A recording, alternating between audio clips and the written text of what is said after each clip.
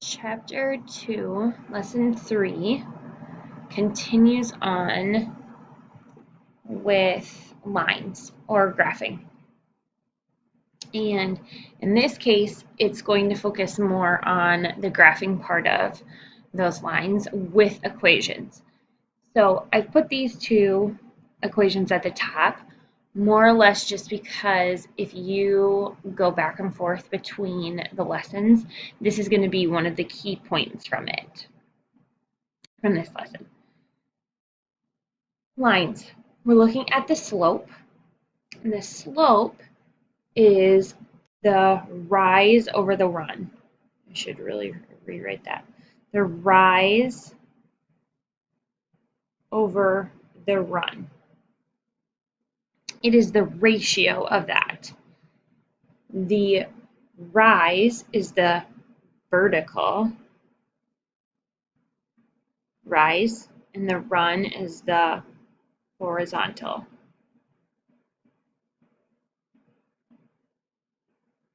Okay. Slope is what we're looking at here to start with, and the slope measures the steepness of the graph. It also tells you in which direction the graph is heading, in positive or negative.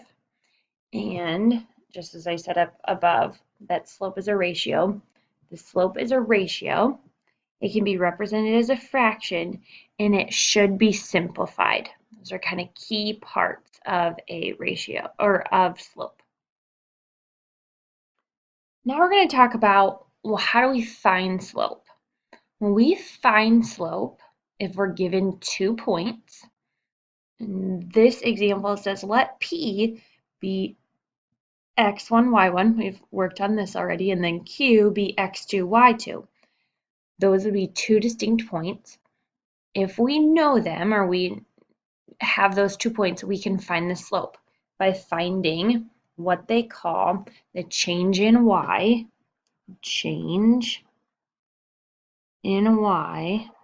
over the change in x.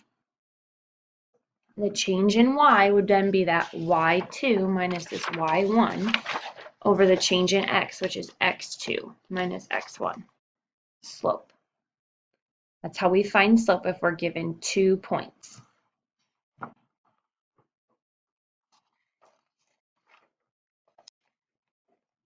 Taking a look here, that's where, again, your textbook has done a phenomenal job of proving where these formulas come from, not just throwing them at you. So you can kind of see the rise, your change in y over your change in x, your rise over your run.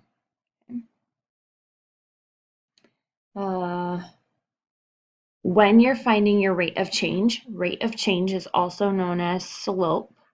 Those two terms are used intermingling, so make sure that if you're like, oh, I'm working on slope and they ask for rate of change, it's the same thing. No matter what 2 points you can pick any 2 points on your graph, and you're going to be able to find your average rate of change.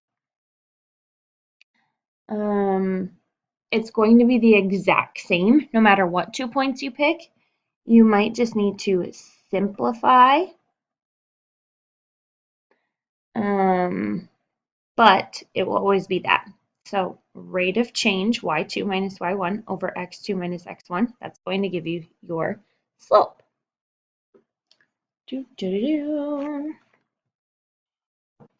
Page. Let's find and interpret slope from these 2 points. So we're given 2 points, and we want to find the slope.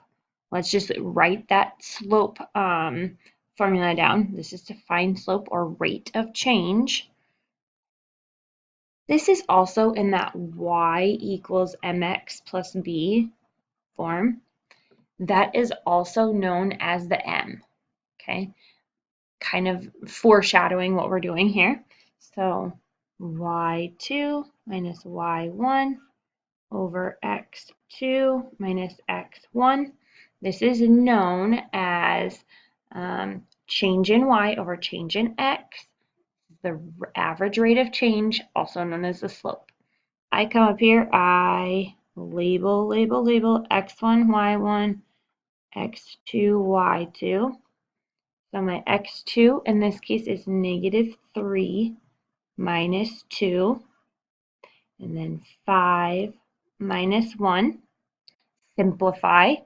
This is going to be -5 over 4. Nothing else can go into -5 and 4. So your slope would be -5 over 4. One of the things to remember with slope is you do not change that to a mixed number. Okay, we're going to, once we get this, right, it's going to be the change, so you're going to go up 5 over 4. It wouldn't make any sense to say -1/4, so you go up -1, and then, so you have to leave your slope as an improper. Slope stays as an improper fraction. Next page, let's continue on. We're going to find the slope of a bunch of these lines. It says find slopes of various lines containing the same point. So what we're basically saying is this point at 2, 3 is going to go a whole bunch of different ways, right? It's going this way and this way and this way and this way. So we're looking for what the slope of all these different ones are.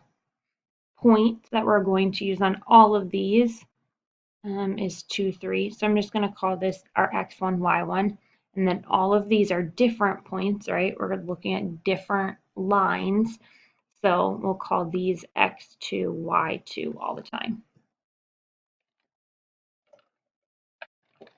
Looking for the slope of a line 1 and Q1, L1 and Q1. Remember, y2 minus y1 over x2 minus x1. So line 1, y2, -2 minus 2 over, minus 3, sorry, over -1 minus 2, -5 over -3.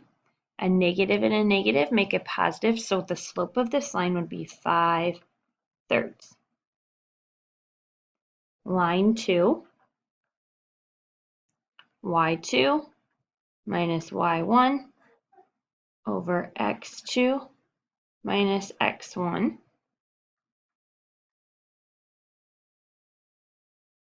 And this is a negative, sorry. -1 minus 3, -4 over 1. That would simplify to just -4. That one we would write as just -4 instead of, you can leave it as -4 over 1. Same thing. Line 3, 3 minus 3 over 5 minus 2. This is going to be 0 over 3, and that's going to be 0. So the slope of the line is 0. And lastly, L4, 5 minus 3 over 2 minus 2. I have 2 over 0. We've talked about in previous chapters you can't have a denominator of 0, so this would be undefined. Slope.